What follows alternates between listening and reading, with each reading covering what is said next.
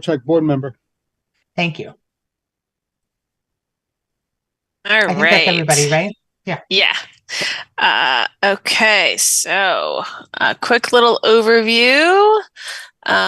This is the stuff you're going to see on the screen is more for anybody who might be watching via ORCA Media, because we are live streamed. There is some information for everybody who's on remotely to just pay attention to. So, and of course, I just misplaced my little cheat sheet. There we go.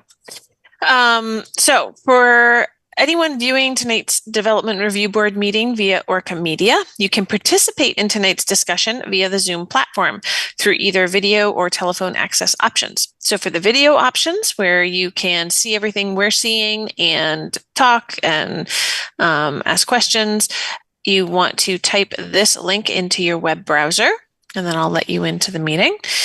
Alternatively, you can dial in using this phone number and this meeting ID. Put in the meeting ID when prompted, and I will get a little notification and let you into the meeting. If you're having problems getting into the meeting over Zoom, please email me at mcrandall@montpelier-vt.org. For those attending via Zoom, turning your video on is optional. And actually, if you're having bandwidth issues, we suggest that you turn the video on Zoom off, and then usually the sound and everything works out okay. For everyone who's attending, please keep your microphone on mute when you're not speaking. This will reduce background noise for everybody involved.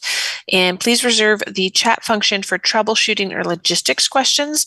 If you have a question or comment about an item on the agenda, please raise your hand either physically or by using the raise hand button on your toolbar. And then when the chair is called on you, we ask that you please state your name, and if you are someone other than the applicant or somebody representing the applicant, please also state your address for the record. And we don't have a lot of people, so I'm not going to worry about that. In the event the public is unable to access tonight's meeting, it will need to be continued to a time or place certain, because this is right now the only way to access the meeting. All right, I will hand the meeting back over to the chair. Okay. Has everybody had a chance to review the agenda? I'll make a motion to approve the agenda as presented. Great. Motion by Kevin. I'll second it.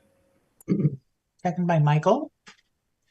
Great. Tonight for our meeting, we have just one application in front of us, and it's a request for demolition of a historic barn. The applicant's Tucker Hayward. Is Tucker here? Nope. So Adam Okay. Krakowski is going to be on representing the application tonight. Okay, so Adam's here for that. It's at 12 J Street. The application number Z 2023-1013 or 1003. And Meredith, if you want to do just a very brief introduction, and then we'll maybe let Mr.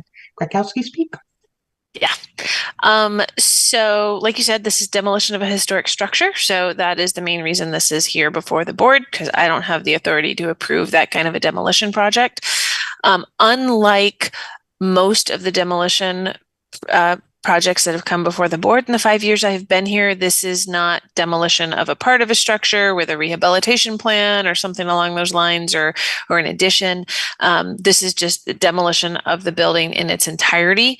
And as you see in the application package, that's actually something that has been supported by our building inspector, our fire chief, and the Montpelier's Historic Preservation Commission. So this is a very different application than the board has seen before for these kinds of situations.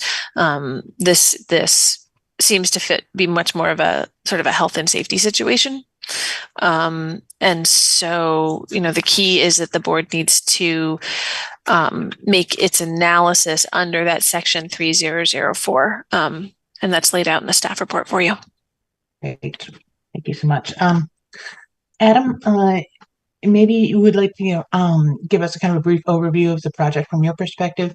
And I would also just, there wasn't a lot of information about your sort of credentials regarding this, like what your experience with either restoration or demolition or whatever it is that your expertise that you're bringing to this. So I wondered if you could speak ever so briefly about that, and then maybe talk about the project a little bit. Sure. My name is Adam Krakowski. I hold a Master's of Science in Historic Preservation from the University of Vermont, and I work in the preservation field as a furniture, historic woodwork, and art conservator, and handle projects at historic sites around the state, including the Vermont State House. And Tucker is a friend of mine who had asked me this summer to take a look at the barn at his property at 12 J Street. I used to be a neighbor of his just up the street on Loomis, and had moved over to Plainfield, Vermont 5 years ago. And Tucker had asked me, just in terms of the woodworking and the historical structure, to give me, he asked me to give my thoughts about it. And looking at the structure, and I looked at it both before the tragic flooding in July, and then I did look at it again in August with him. And even though my overview is always to save a historic structure, my take on looking at it, I did not enter the structure due to my own safety concerns. The building is listing at a significant angle, with essentially the rundown of the barn. My estimate of it would be around a 1925, 1930 carriage barn, and there's remnants of what looks like stalls next to the carriage barn with a simple shed roof. And the barn itself is just simply a very basic stone and very shallow stone foundation. And then it's essentially, the damage that I observed in person was that all four sills of the structure have rotted through. Essentially the rafters and the decking and the actual cladding of the roof is rotted away and exposed to the elements. There's what I can perceive as significant water damage to the second floor. And there were definitely rotted joists that I observed standing on the first floor, which is actually a dirt floor on the first floor, looking up into the rafters. And while some, and I would gauge about 25% of the structure's intact, this would clearly be a rebuild versus a restore situation, where some of the materials could be salvaged to be reused, but there's no way to honestly restore this structure and maintain its historic integrity. What you would be looking at, the exterior of it is board and batten construction running vertically. There's I believe that the left barn door is missing entirely. And with the list that's occurring with another property directly at its angle, there's this structure could in I would estimate the short term cause further damage by collapsing or falling over into a neighboring property. Speaking with Tucker, what his plan for the site was that he was going to have it removed and simply seed with grass, and was talking about possibly putting some trees in terms of erosion control. He told me he has a second permit, I believe, with the town or the city in regards to repairing his sewer line that was damaged in the front of the house, and he does not have at this time any plan for any future structure. That it's really at this point he wants to take the barn down due to the safety issue that's at hand. Okay, and that's a pretty complete overview, I think.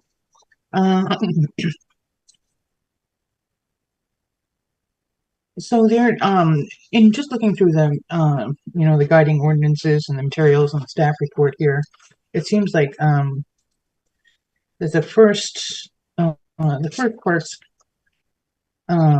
that there's not, there's the general use standards. There's not going to be any changes of use. There's going to be an increase in pervious surfaces, so that's a good thing. And it does look like there is a demolition and site restoration plan. You talked about trees for erosion control. Now, I looked in the application like that, that grass was sufficient that just to reseed that area. Yeah, that would be his plan. He made a comment, at one point that, he has an apple tree and, it was just like, oh, maybe I'll put another apple tree, and I don't know. But his concern was to make sure that there was, the runoff, because the property is sloped down slightly, and that's at the back of the property, that he would, his plan was immediately to sow with grass, and then just whatever was needed or recommended, he would abide by. Great. Do other board members have questions before we start working through this application? Anything that struck anybody off the top of their heads or that they want to get out there? Good.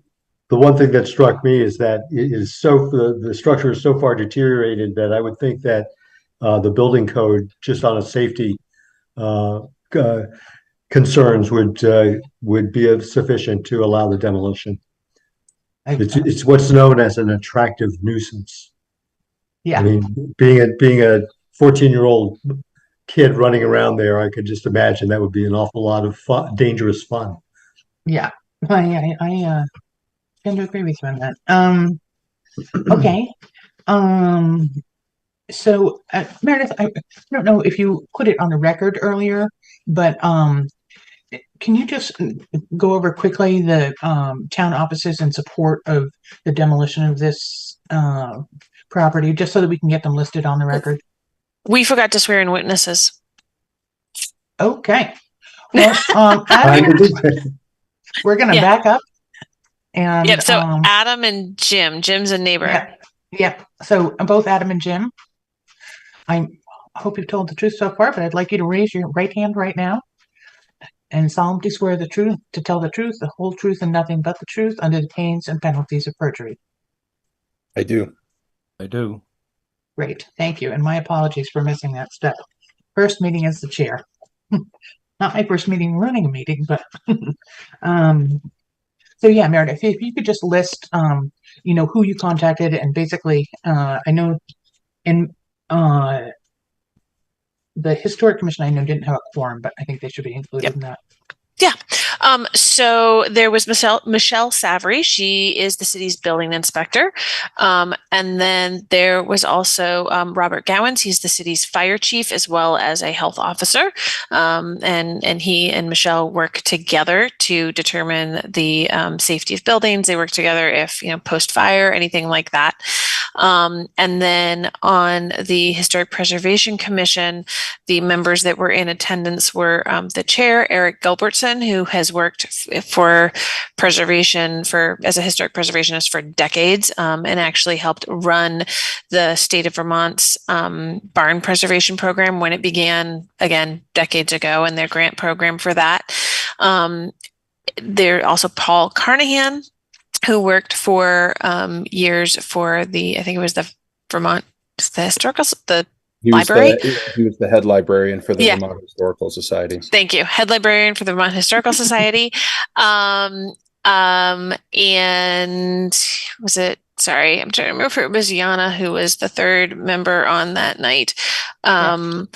Yana Walder. So Yana is not a historic preservationist, but she has lots of experience with historic buildings here in Montpelier. She is a property manager who deals with the restoration of lots of different commercial and residential buildings here in Montpelier. So the three of them signed off on a letter to the board supporting the demolition of this building as having lost its historic integrity. Okay, great. Mr. Burke, did you want to contribute here?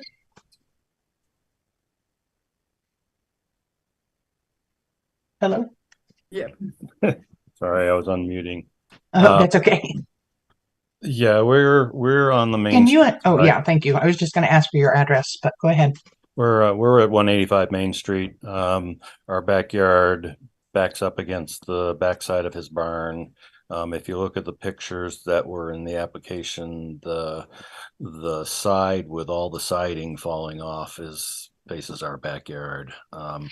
Our concern, I mean, we've been worried about it for quite a while, and watching it slowly collapse over the past several years. Our concern is that it's going to fall over partly onto our property. I've got a spruce that I planted in 1995, shortly after we purchased the place, and if it collapses onto that corner, it's very likely will take out that tree. So we would prefer to see it gone. We don't have any need. So you're here in support of the application. Yes. Okay, great, thank you. So I think the critical point for the board members tonight, which Kevin has addressed somewhat, is that would provide a clear and substantial benefit to the community is what we need to look at. Certainly that the safety seems to be paramount. That is very much in danger of collapsing. So that certainly seems like a clear benefit to the public. To not have a barn fall on them. Other thoughts about that? Other board members? Yeah, hey, Sharon, this is Michael. Hey. I'm curious to know if anyone can speak to what the barn looked like in '07 when the property owner purchased the parcel. I've known Tucker since 2010, so I can only attest to 2010. And as far as my recollection, the barn had been missing the barn door from that time. The roof on the carriage side, I believe it's 3 stalls, if you're facing the barn to the left, that are still standing. Two of the roofs had the shed roof had completely collapsed in. The third one had started to fall in. I know as long as I've known Tucker, he had kind of a covering on the already deteriorated roof. And in my honest professional opinion, that from the point of purchase in 2007, the roof was already deteriorated to an extent. And was there any attempt to try to salvage or restore the building at any point? The only thing that I am aware of is that Tucker did have a roofer come in and do a patch repair on the side. I believe that's facing Mr. Burke's property, as well as also on the front facing into the property. And I do not know at what time that was the case. And I had moved away from Montpelier in January of 2018, and have sporadically, been at his home. And a lot of times, due to my work schedule, it's in the evenings. I see it at that point. And has there been any attempt to delist the building? Not that I'm aware of. Meredith? So just to comment on that delisting, that process would need to be something that the Historic Preservation Commission would do, because it's a building that's listed within the National Registered District. It's not a single individual listing that the property owner made.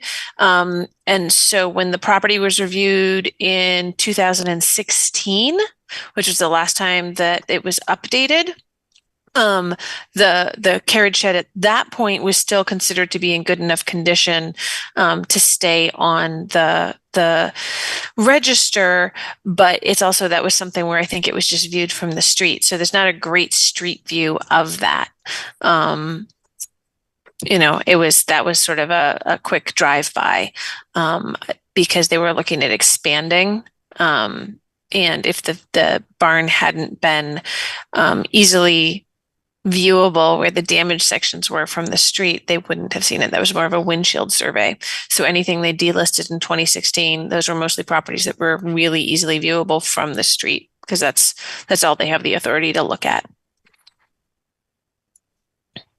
Mike, I kind of, Yeah, go I ahead. mean, I could just speak from my perspective with the town of Stowe, and I'm deeply embroiled in several historic structures, which is sort of beyond the scope of this, but we, the town of Stowe, are in the process of having a building delisted, at least from the state's perspective, and it's not as onerous as you might think.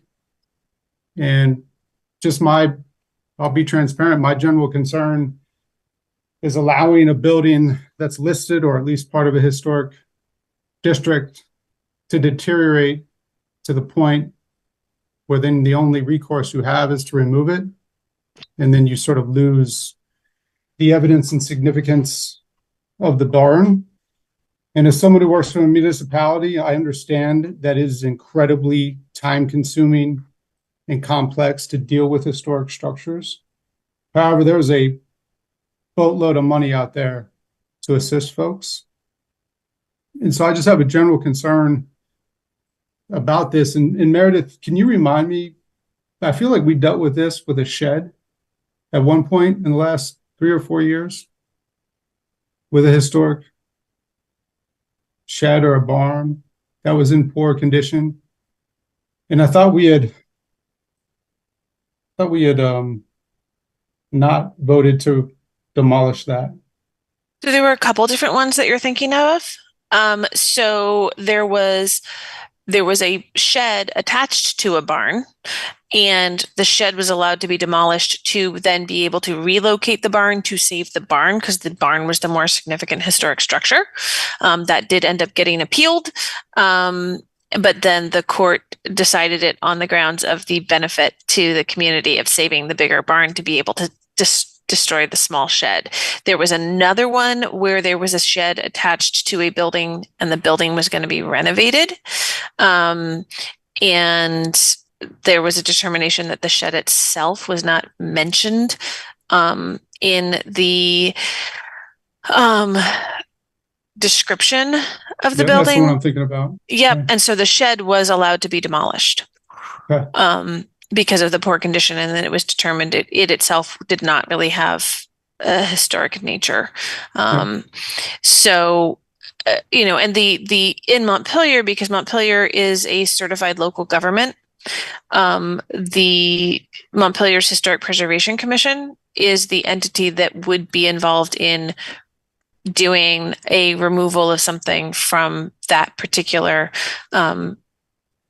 historic register listing. And they have at least 3 of those members, the 3 that we were able to get, wrote in support of, in this particular case, a demolition. A reminder that we are trying to amend this demolition provision. The flood has sort of held that all up. There was a draft from Mike Miller on my desk. Actually, I saw it the Saturday before the flood. I did not pick it up and bring it home, so it got washed away. And since then, we have not gone back to that. But that is one of the provisions that may be folding into the zoning changes that the Planning Commission is going to be considering over the next several months to make this process a more of a multi-step process, I think, where Michael's concerns will be more clearly addressed, is my hope. Yeah, Michael, I actually had the same thought in looking at the application, is that it's like, it is kind of a shame that building's gone, it's a carriage house. How cool is that? But I just wondered where that kind of the intersection of where somebody can afford to do it or not afford to do it, like financial hardship, and then, or just leave it until it just falls into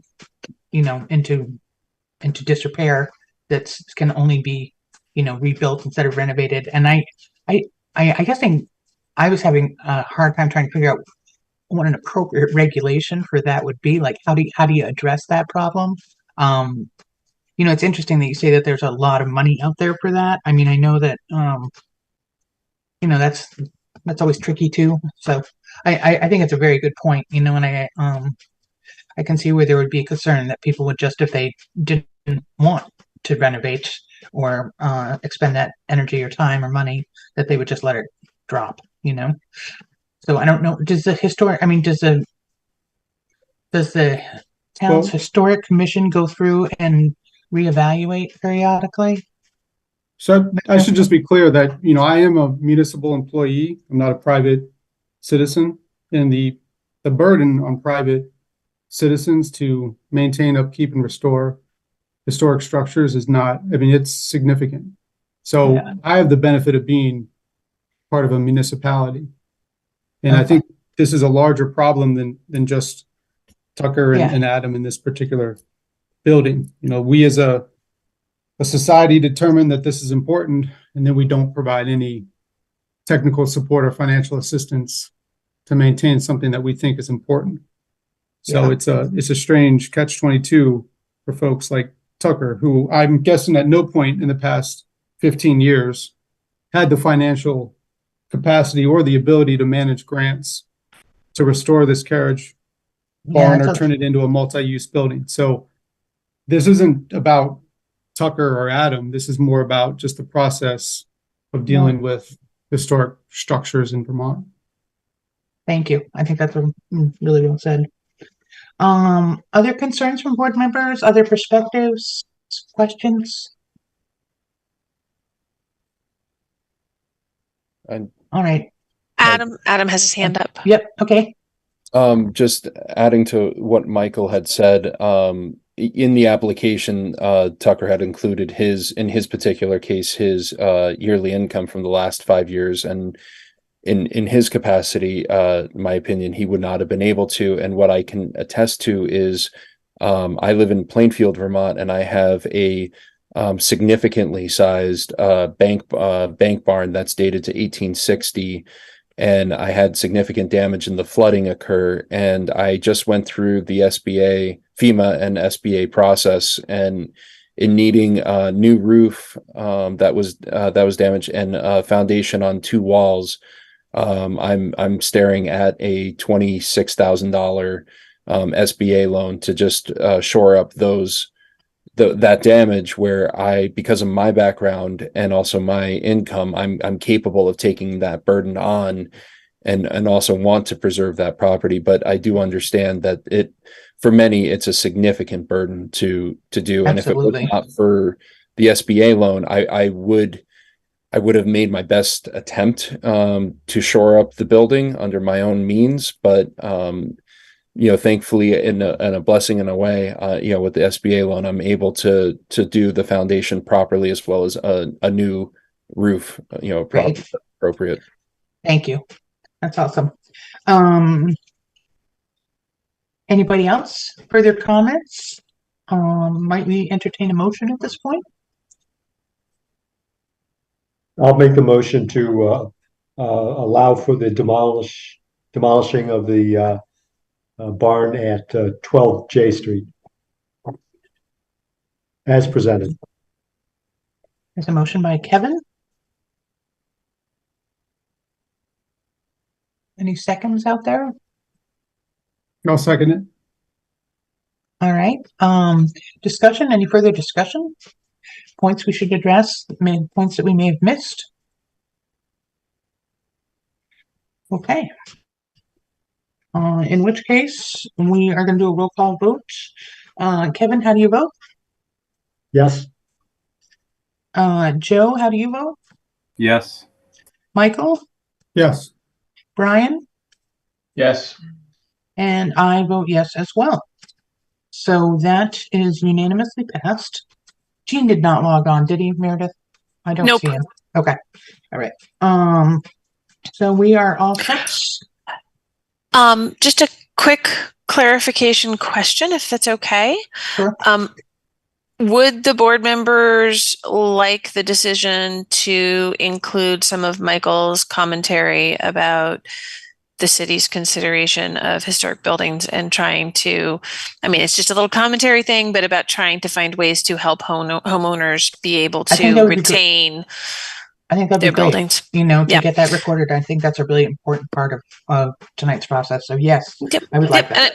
And I know that's something that the Montpelier's Historic Preservation Commission had included as one of their goals to work into the new city plan for the historic resources chapter for the city of Montpelier for a plan as a whole. That's something they're pushing to make sure is in the city plan, is trying to find ways to provide more resources to homeowners, to private property owners versus just the commercial buildings. Right, and doing it before it's all is lost, Exactly. Yeah, Exactly. that'd be great. That maintenance of the buildings is as important as renovations. Yeah. Okay, well, thank you very much, Ed, for coming in. And Meredith, you want to let him know when he can expect to see you? So Adam, I'll make sure to follow up with Tucker as well, so he has a direct email from me on the process. But what the next step is working on the written decision. This is a pretty short staff report. The decision should be pretty short as well. The staff report is usually kind of an outline for the decision. We'll get that as quickly as possible, hopefully this week or next week. And because there were no conditions on the decision, the permit will get issued at the same time. So it'll be getting that written, getting it signed by Sharon. And then we will contact Tucker when those are ready so that he can pick things up. We'll probably have him pick them up if he's back in town versus trying to mail it.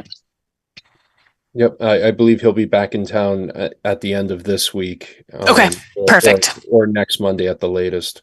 Great. Okay. Well, I will make sure to email him so that when he can get that, he'll have the update. Okay. Thank you. Okay. Thank you, Adam, and thank you, Jim. All right. So we have minutes to review. Has everybody had a chance to look at the September 5th meeting minutes? I did not see anything that I needed changed in there. Any other changes for those minutes? Well, I guess I'll make the motion again to approve the minutes of the September, which date? 5th. Oh, I was looking, okay, September 5th. And I'll second. And also, I'm not sure it really matters, but earlier when we approved the agenda, I was the one that seconded and not Michael. Thanks. Okay. Great. Okay. All those in favor? Aye. Aye. Aye. Those against? Okay. Any other business? People have thoughts they want to get out here? Okay, our next meeting. Oh, sorry, Meredith. I was just going to say thank you to. Sorry, go ahead, Kevin. You go first. Okay, I just wanted to, when we were Zooming online during the pandemic, we were making decisions in executive session or what, and I just wanted to bring that up. I mean, so far we haven't dealt with anything that's particularly complicated or controversial, but I think it's something we should keep in mind. Because doing it on Zoom is definitely not the same as doing it as we are gathered in the council room. Yeah. So I don't think it's necessary for like, for instance, what we just dealt with this evening. I don't think there's any reason to go into executive session for that, other than what was that look? Other than during the pandemic, we did everything. Didn't matter whether it was a slam dunk or whether it was something complicated. Well, I always appreciate a good executive session, and I think that it's good to have that, and it's great to point out that it's in our arsenal. And I also really appreciate as much of the process that we can do in front of the public as possible. I agree with that. Is my preference. Yeah, if we can, Meredith, did you have something else? Just a thank you to Michael Lazarchuk, because this is going to be his last meeting, is my understanding, as a board member. That's right. Yeah, I had to put Montpelier on blast right before I moved to Williston. So, there you go. Well, I will certainly miss your input, Michael. And Michael, you take care. Thank you. Yeah, no, it's been fun. I'm just moving for personal reasons, no other reason than that. So I'll still be Yeah. around and causing havoc in Stowe. So don't worry. Good luck. So you're not leaving because of the DRB? That's good Right. to know. Yeah. Because the unpaid Yeah, board position, no. The DRB can be pretty intimidating. Oh, Michael's been on too. He's also been on the Conservation Commission. Yeah. So, So- Michael, Yeah. when Lucy's lucky to get you. Our next meeting is going to be on October 2nd. Meredith, do we have any applications for it at this point? Yes. So there are two that you can see on the pending applications page. We have a addition. It's a building that's going to, or an addition that is going to connect 41 and 45 College Street. So it is a access addition, right? Basically, it's stairs and an elevator tower, and ability for the students of the new school to be able to get between their two buildings. That part is actually a administrative approval, but there are a couple of things that go along with it that only the DRB can approve. One is the fact that it adding that increases the footprint of the buildings beyond the max usual allowable footprint. And then there's also, they're requesting a fence in the back that is 8-foot high fence. It's going to fence in an area for the students there. So unfortunately, those two things I can't do. And then there's also Country Club Road. There is an application for the conditional use of a temporary homeless shelter up there. And so that would be just for this winter. But so that application will be coming before the board as well. Who's the applicant in that case? Good Sam, Okay, Good Samaritan. great. Well, those both sound really interesting. So that'll be good. Any, can I hear a motion to adjourn? Come on, Kevin. It's quiet out there. I'll make the motion to adjourn. I'll second it again. All in favor? Aye. Aye. All right, guys, we did it. Thank you. Okay, everybody, have a good